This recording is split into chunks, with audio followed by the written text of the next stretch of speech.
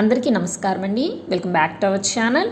ఈరోజు ఈ వీడియోలో దేవీ శరన్నవరాత్రుల్లో దుర్గాష్టమి రోజున దుర్గాదేవికి ఎంతో ప్రీతికరమైన నైవేద్యమైన కదంబాన్ని ఏ విధంగా తయారు చేసుకోవాలో ఈ వీడియోలో మీకు నేను తయారు చేసి చూపిస్తానండి. వీడియోని ఎక్కడ కూడా స్కిప్ చేయకుండా మొదటి నుంచి చివరి వరకు అయితే చూడండి.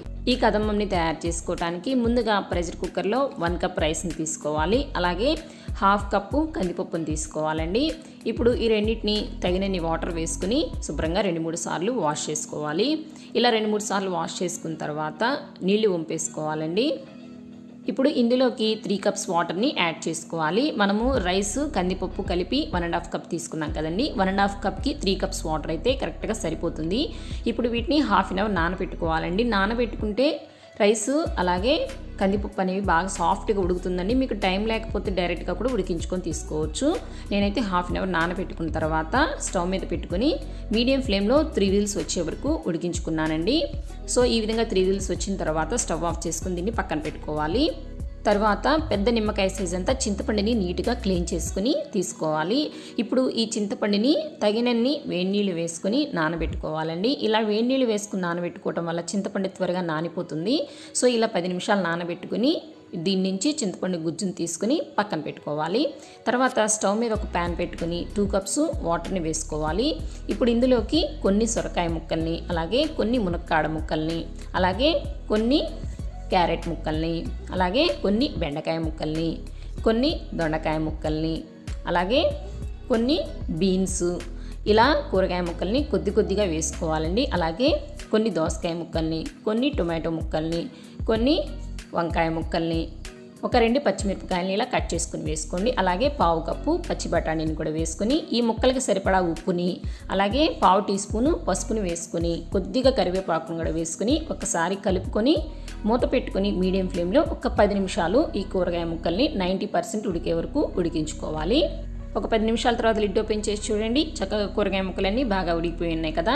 ఈ కదంబంలోకి ఈ కూరగాయలనే వాడాలి అని రూల్ అయితే ఏమీ లేదండి. మీకు అందుబాటులో ఏముంటే మీరు ఆ కూరగాయలు మీరు వాడుకోవచ్చు. నేను ఇక్కడ ఒక సొరకాయ ముక్కను తీసుకుని చెక్ చేస్తున్నాను. చూడండి చక్కగా ఉడికిపోయింది కదా. ఇలా కూరగాయ ముక్కలన్నీ ఉడికిపోయిన తర్వాత ఇప్పుడు ఇందులోకి మనం ముందుగా తీసి పెట్టుకున్న చింతపండు గుజ్జుని వేసుకోవాలి. అలాగే 1 టేబుల్ స్పూన్ వరకు బెల్లం తురుముని వేసుకోండి.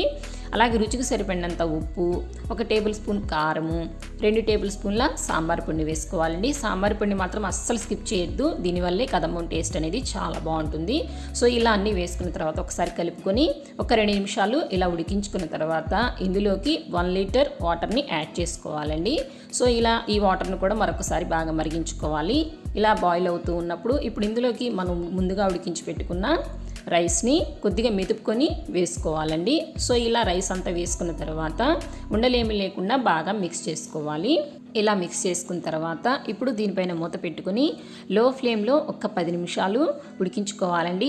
ఇది ఉడికేలోపు మరొక స్టవ్ మీద ఒక చిన్న ప్యాన్ పెట్టుకుని ఇందులోకి 2 టేబుల్ స్పూన్స్ వరకు నెయ్యిని వేసుకోవాలి. ఇందులోకి పోపు నెయ్యితో పెట్టుకుంటేనే చాలా రుచిగా ఉంటుందండి. నెయ్యి వేడైన తర్వాత 1 టేబుల్ స్పూను ఆవాలు, 1/2 టేబుల్ స్పూన్ జీలకర్ర, 2 ఎండుమిరపకాయలు, అలాగే కొద్దిగా ఇంగువ, కొద్దిగా ఫ్రెష్గా ఉండే కరివేపాకును వేసుకుని చక్కగా ఈ పోపు అంతా ఫ్రై అయిన తర్వాత ఇప్పుడు ఈ పోపుని మనం ఉడుకుతున్న అన్నంలోకి వేసుకుని కలుపుకోవాలండి. అంతేనండి, ఎంతో టేస్టీగా కమ్మగా ఉండే కదంబం రైస్ అయితే రెడీ అయిపోయింది.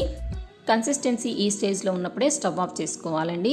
మనం సర్వ్ చేసుకునేటప్పటికి మరి కొద్దిగా దగ్గర పడుతుందన్నమాట. సో అందుకే ఇలా ఉన్నప్పుడే మనం స్టవ్ ఆఫ్ చేసుకుని వేడివేడిగా సర్వ్ చేసుకోవటమేనండి. అంతేనండి, ఎంతో కమ్మగా రుచిగా ఉండే కదంబం రైస్ అయితే రెడీ అయిపోయింది. ఈ కదంబం రైస్ని ఇలా పండుగలప్పుడు నైవేద్యంగానే కాకుండా రోజు కర్రీస్ తిని బోరు కొడితే కనుక కొంచెం డిఫరెంట్గా ఇలా రైస్ని చేసుకోండి. చాలా టేస్టీగా ఉంటుందండి. అలాగే అప్పుడప్పుడు మనకి ఇంట్లో కాయగూరలు అనేవి 1-2 మిగులుతూ ఉంటాయి కదా. అలాంటప్పుడు కూడా అన్ని రకాల కూరగాయలతో కలిపి ఇలా కదంబం రైస్ అనేది చేసి పెట్టచ్చండి పిల్లలకి.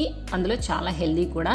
సో మీరు కూడా తప్పకుండా ఈ దసరా నవరాత్రుల్లో అన్ని రకాల కాయగూరలతో చేసిన ఈ కదంబాన్ని నైవేద్యంగా సమర్పించి అమ్మవారి అనుగ్రహాన్ని పొందండి. ఐ హోప్ ఈ వీడియో మీ అందరికీ నచ్చింది అనుకుంటున్నానండి. నచ్చిన వాళ్ళు మీరు కూడా తప్పకుండా ట్రై చేసి మీకు ఎలా కుదిరిందో కూడా మీ ఫీడ్బ్యాక్ని కామెంట్ రూపంలో తెలియచేయండి. ఈ వీడియో నచ్చినట్లయితే లైక్ చేయండి, షేర్ చేయండి. నవరాత్రులకు సంబంధించి మన ఛానల్లో ప్రసాదం వీడియోస్ అయితే డైలీ పోస్ట్ చేస్తూ ఉన్నానండి. ఎవరైనా సరే మన ఛానల్ని ఫస్ట్ టైం చూస్తున్నట్లయితే ప్లీజ్ ఒకసారి సబ్స్క్రైబ్ చేసుకొని ఒకసారి మన ఛానల్లోకి వెళ్ళి చూడండి. మన ఛానల్లో ప్రసాదం వీడియోసే కాదండి, అన్ని పూజా వీడియోస్ కూడా ఉంటాయి. ఒకసారి చెక్ చేసి చూడండి. మీకు నచ్చినట్లయితే లైక్ చేయండి, షేర్ చేయండి, అలాగే సబ్స్క్రైబ్ చేసుకోండి.